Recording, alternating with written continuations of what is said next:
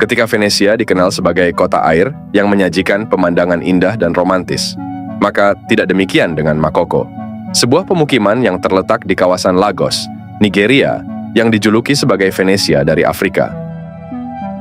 Bukannya memiliki pemandangan indah dan romantis, kawasan yang berdiri di tepi pantai Laut Samudra Atlantik ini justru menyajikan pemandangan yang tampak kumuh. Bahkan kondisi lingkungan di sekitar pemukiman ini terbilang sangat menyedihkan. Warna air di Laguna tampak menghitam dan berminyak yang memancarkan bau menyengat dan menggambarkan kondisi air yang tidak sehat, yang kemudian ditambah dengan limbah dapur yang berserakan di sekitar gubuk-gubuk masyarakat yang terapung. Dengan demikian, dapat disimpulkan bahwa satu-satunya kesamaan antara Makoko dan Venesia adalah bahwa keduanya sama-sama identik dengan air. Makoko merupakan pemukiman nelayan informal yang tidak memiliki catatan sensus resmi.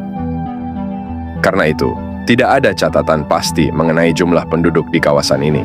Namun demikian, perkiraan sementara menyebutkan bahwa Makoko dihuni oleh sekitar 150.000 hingga 250.000 jiwa yang hanya memiliki akses kepada satu sekolah dasar berbahasa Inggris yang terletak di tengah kawasan ini.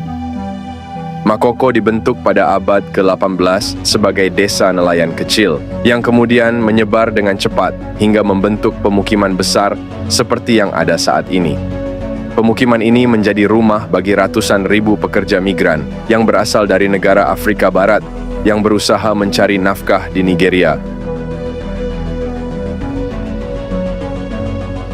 di mana sebagian besar dari mereka bergantung pada sektor penangkapan ikan. Air adalah bagian yang tidak terpisahkan dari kehidupan masyarakat di Makoko. Karena itu, hampir semua bangunan di kawasan ini bertumpu pada rumah panggung yang dibangun dari kayu yang ditancapkan jauh ke dalam dasar air. Umumnya, rumah-rumah di Makoko dihuni oleh sekitar 6 hingga 10 orang, di mana masing-masing rumah di kawasan ini memiliki sebuah perahu yang difungsikan sebagai sarana transportasi di sekitar pemukiman. Perahu kayu menjadi satu-satunya alat yang digunakan untuk menjangkau setiap tempat di pemukiman terapung ini. Bahkan perahu sederhana ini juga digunakan untuk memancing dan berfungsi sebagai tempat berjualan. Begitu lekatnya kehidupan warga Makoko dengan air, sehingga anak-anak di kawasan ini mulai belajar mendayung perahu kayu saat usia mereka masih 5 tahun. Hal ini karena mendayung menjadi keterampilan utama yang diperlukan untuk bisa bertahan hidup di kawasan kumuh ini.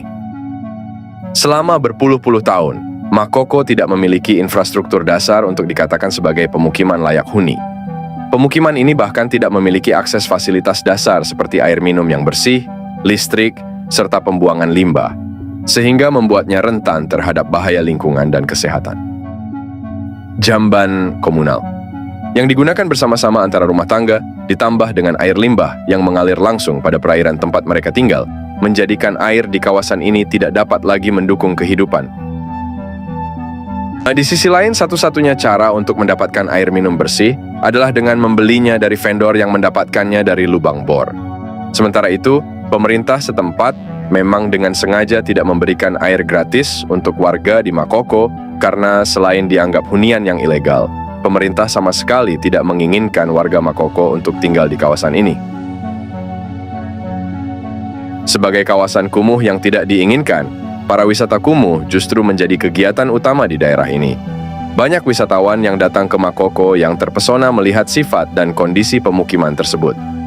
Salah satu daya tarik paling menawan di Makoko adalah sekolah terapung yang dirancang oleh tim arsitek yang membangunnya dari tong plastik yang memiliki ruang-ruang kelas serta taman bermain.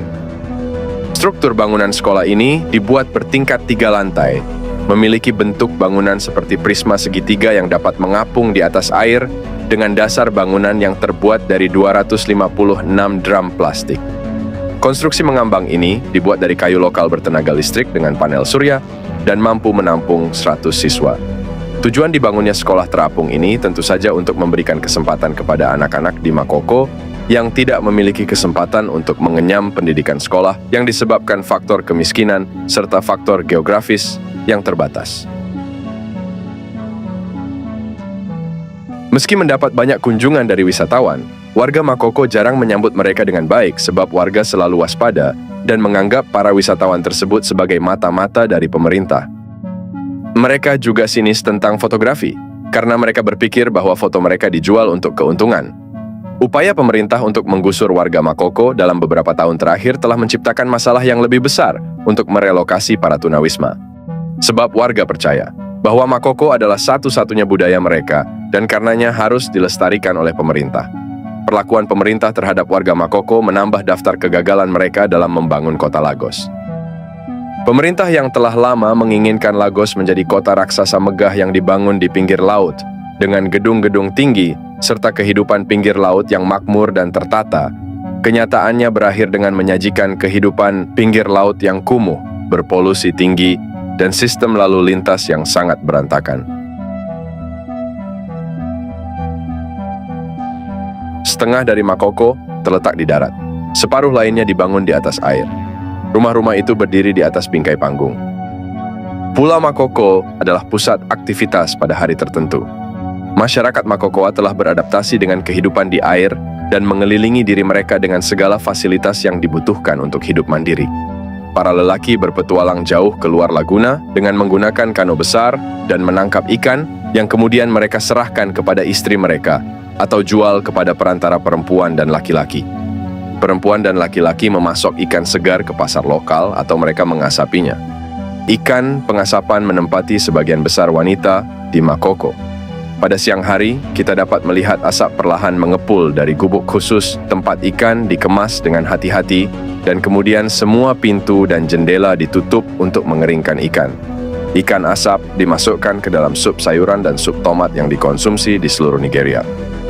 Banyak kegiatan bermunculan untuk memenuhi kebutuhan para nelayan yang membawa ikan dan perempuan yang menyiapkannya untuk pasar.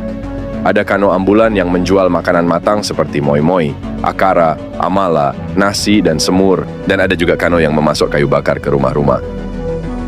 Banyak anak-anak di Makoko, bahkan orang tuanya, tidak memiliki akta kelahiran.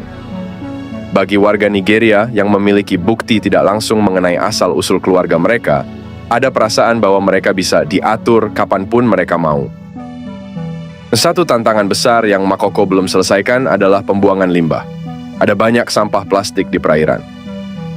Kurangnya rencana untuk menangani sampah bukanlah hal yang unik bagi Makoko.